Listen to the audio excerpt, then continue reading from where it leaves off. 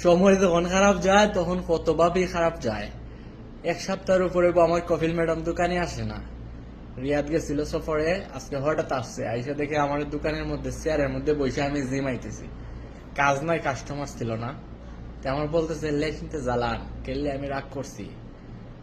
তা তাবান আমি কি অসুস্থ? বললাম লা মাফি জ্বালান মাফি তাবান মাফি জুলিস। দেশে যাওয়ার লেমন খারাপ আমি না। আমি ভাবলাম আমার কফিল তো কত কেয়ারফুল, মানে আমার কত কেয়ার করতেছে, কত সুন্দর করে জিগাইতেছে, আমার মন খারাপ নাকি। পরে আমার বলতেছে তা মাফি দালান তা মাফি তাবান লেসিন তাওয়াসা কিনাক জিয়াদা, মানে আমি হেল লেগেছি এর মধ্যে ময়লা করে রাখলাম বেশি।